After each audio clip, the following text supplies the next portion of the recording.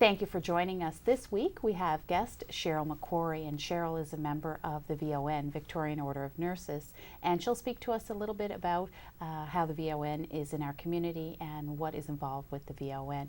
Thank you for joining us, Cheryl. Thank you. I guess we should start with a little bit about why you were maybe drawn or became involved with the VON. Well, the VON is a over 100-year-old Canadian healthcare organization. We are right across the country, and they work in individual communities, and the VON evolves to the needs of the community that they're in. Every branch has different programs, different services because of the community that they work in, because every community has different needs. It's an organization that can adapt, and I really enjoy that.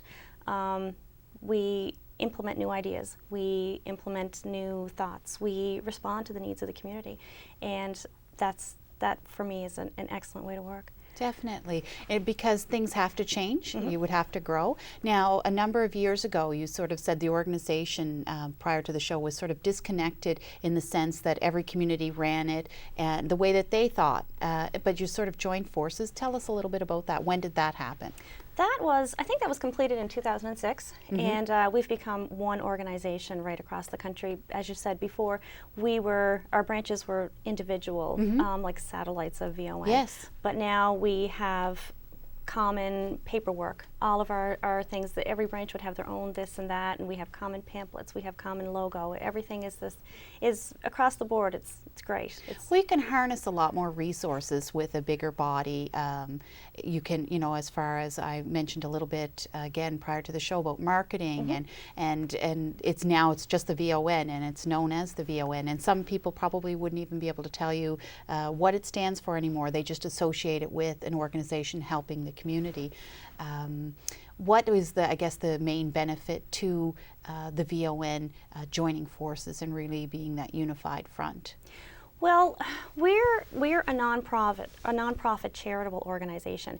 There are other organizations out there supplying health care to the community, yes, in the community nursing and things like that, but they're for-profit organizations, and VON has been not-for-profit and charitable for over 100 years. We have never changed that. Since its inception, wow. Yeah, we have never changed that. So to be able to compete with these for-profit organizations, we had to have a stronger base. We had to be stronger together as an organization, and that's what we've achieved. Wow. Now, locally, how many members are involved in the VON? Well, on the nursing side, we have over 100 nurses, RNs, and LPNs that work in the community. We have approximately 65 volunteers, and the hours that are put in by the volunteers, I think it was over 5,000 hours last year. Wow. And that's in our community? That's just in our community. I think across the country, it's enormous. It's enormous. There's 2,000 volunteers, I believe, across the country, and they put in 14,000 to 15,000 hours of volunteer work a year. It's amazing. It's an amazing organization. Definitely. You're probably very proud to say that you are. Yes, I can tell. I am very proud of the organization. So tell us about you've been with the VON for how long? 2.5 years. 2.5 years. And out of this time, some experiences that you've had. Share with us something that maybe stands out in your mind over the last 2 years. Well, one of our programs is a Smart in Home program, and with that program, a volunteer goes in and helps a client who is usually a homebound, frail senior who can't get out to do exercise, and they go in once a week and help them. We have a lady who's been with us in the Smart in Home program for approximately a year now. She had 2 knee replacements. The first one didn't work. Then she had the second one. She needed full-time around-the-clock care. She needed help with all of her daily living activities, and since she's been with us with this program, she's been able to get up out of the wheelchair, go around the house in the walker, take herself to the bathroom and back, and she's very, very pleased with just those things we take for granted, that I can get up and walk to the kitchen and get myself something, and we take that for granted. We do. And when you lose that ability and then have a chance to regain it again, it's amazing. She's an amazing lady. Now, from her standpoint, do you think that she would have accomplished the same amount without that type of care, without that home visitation and that support, that network? I doubt it. I do. We we tend to try to help people, and we help them so much that they sometimes go into a learned helplessness. I can't get up, and I have to get someone to do this for me. And then when you have someone that comes in and says, yeah, yes, you can get up. Come on, let's get up. We're doing your exercises. Yeah. It gives them that motivation and that confidence that, okay, maybe I can. If they say I can, then maybe I can do this. Yes. You know, and friends and family try to help, but sometimes it takes someone coming in from the outside that you don't know and you're not comfortable with to kind of make that Push change. those boundaries a little bit more than they would. Exactly. A lot of times we would do that. We would say, no, you sit down, I'll get it for you. We do. And we do it out of care. It's not a bad thing. No. It's, we love the people that are in our families, and we want to help. And sometimes we help too much. Yes, I can see. Yes, we would. Now that leads me to another thought on your programming. With the VON programs that you mentioned one, now there are a lot, and we're going to cover a few more of those. But again, what type of, I guess, training would a volunteer need, or someone who is within the organization? What would they need in order to participate in this program? Well, it depends on the program that they're involved in. As so you said, specialized. there's specialized training, but every volunteer goes through a orientation.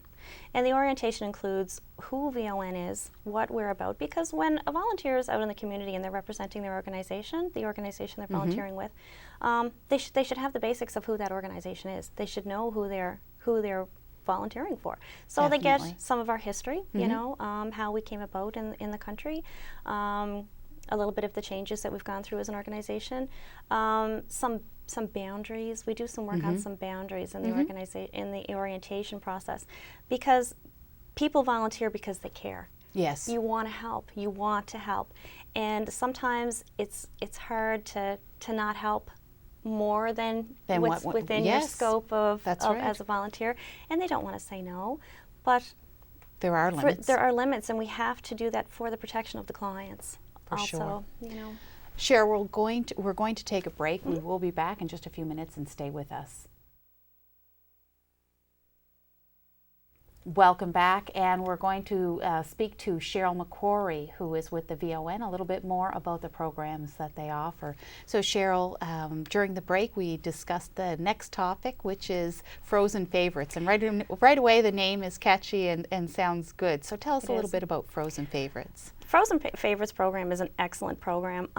We've experienced a lot of growth in the program over the past year, and for a really good reason. It's really getting out there now with health that you have to be active and you have to eat healthy. You know, Eating these healthy. Are the the mainstay basics. Of it. Yeah, yes, it's the mainstay of it. And so many people that we see, there's a lot of seniors that are on their own and at home, and I know if my family's not home, I'm not cooking a big meal. No. I'll have a can of soup or a bagel or something. Tea and toast. The tea and toast diet is a big thing. We see a lot of the tea and toast diet. And you can't keep up your strength and keep up your health and stay healthy on the tea and toast diet. No. So the Frozen Favorites program is excellent. Families have really been using it a lot because the caregiving falls to the families in a lot of ways. And because of the way we are here in Cape Breton, a lot of families are away. Yes. You know, there's a lot of seniors that are here, their children are out west, or they're in Ontario, or they're not here. So we might have one family member who's trying to care for a couple of older adults.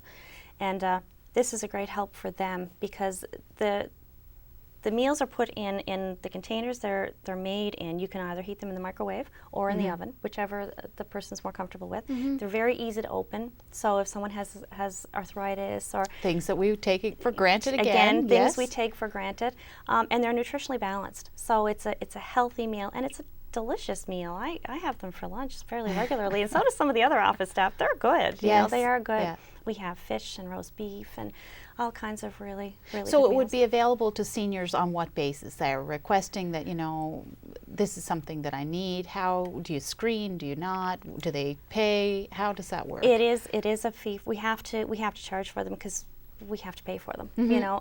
And they're $5.50 each.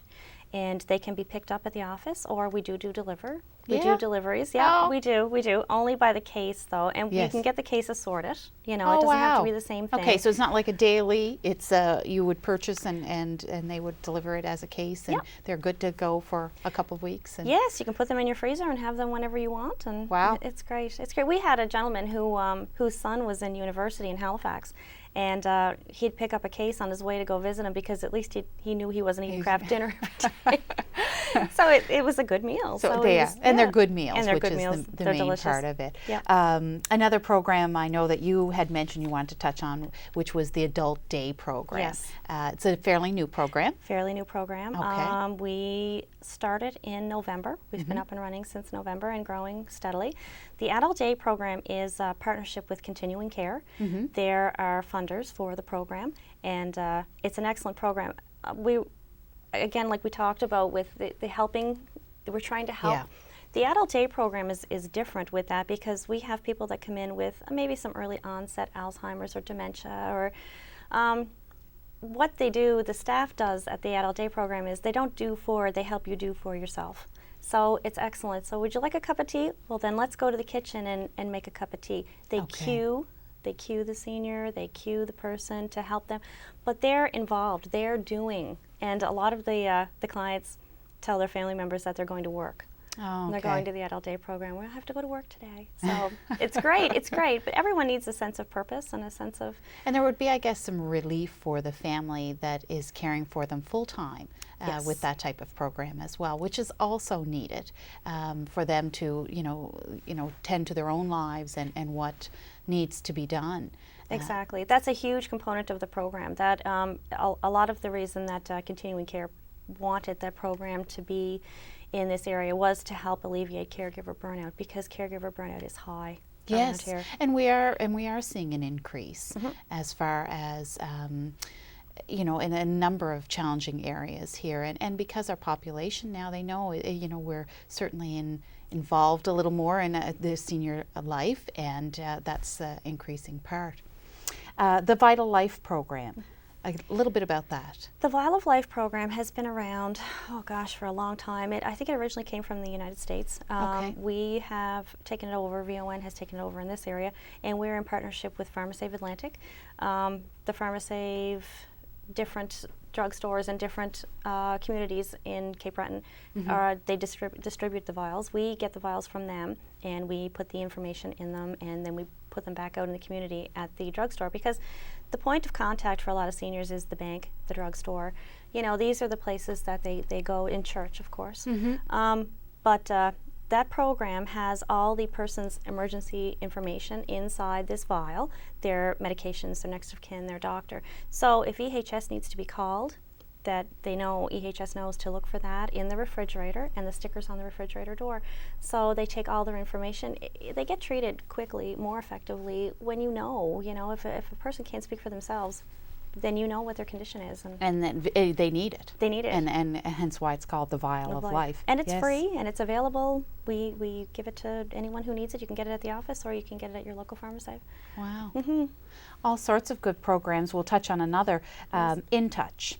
It's sort of related to that in one sense. It is. We're in partnership. Again, we have a lot of partnerships. That's one thing with VON is we work with all kinds of different service providers and organizations.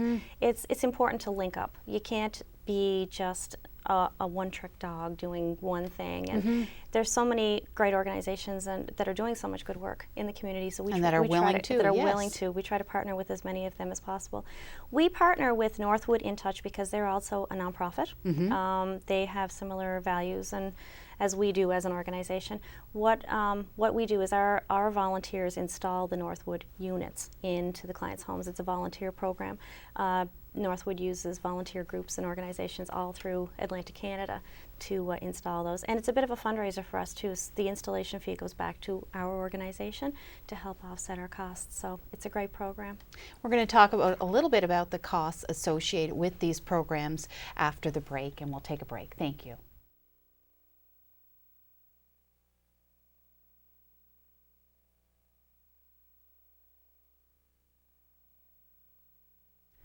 Thank you for staying with us, and we're now getting into maybe a little bit about the financing of VON and what is involved in that. So Cheryl, before break we touched on the finance issue, and who finances the VON? We know it's a not-for-profit, so what happens there?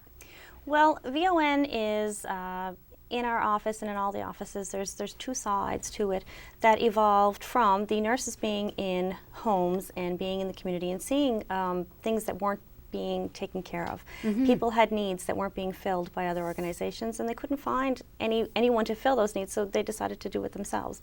So that's how community support came about, and I'm the coordinator of community support for VON in Sydney. The community support side of VON is pretty much just funded by United Way, fundraisers, donations, memorial donations. The nursing side is funded by Continuing Care. We're under contract with Continuing Care to provide the in-home nursing services.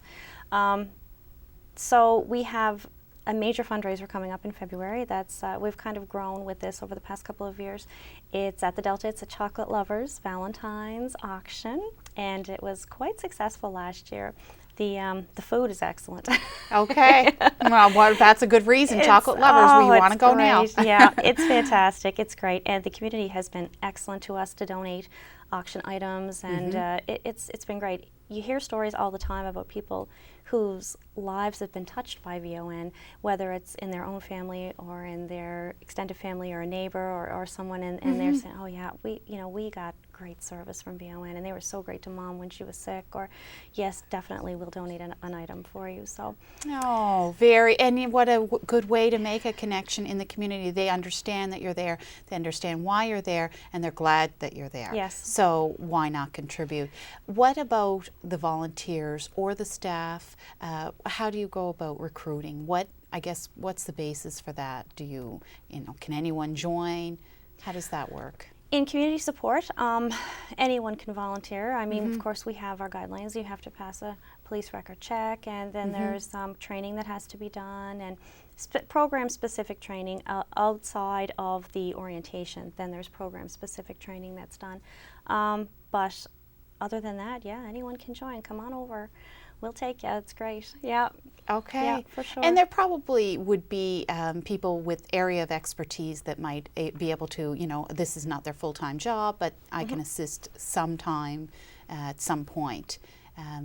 What do you see for the VON in the coming years? It's going to continue to grow. We have, because of our aging population, we have more and more and more of a need for VON in all areas, not just in the nursing, but the nursing is enormous. All these community support programs are going to be in more and more demand.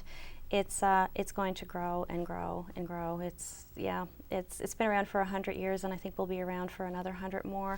Well, while it changes, it would make it sustainable. If you didn't grow, that wouldn't happen. In this case, you are. Do you want to just recap some of the programs again that you offer and how you would go about getting in touch with and take advantage of those programs? Yeah, all you have to do is call. Our VON office is a gateway to all of it. So all you have to do is look up in the phone book and call, and our secretary, Carol Ann, will point you in the right direction and get you to the right person. So all of the community support programs are accessed through the office. And nursing care is a little different. Nursing care has to be accessed, of course, through your doctor, and there has to be a referral, and you can't just hire a nurse and call. It's a little bit of a process there. So, but all that can be explained just by calling the office. And you can do it from there? You can do it from there. Okay. So thank you very much, Cheryl, for joining us and filling us in a little bit on the VON. And thank you for joining us. And we will see you again next time.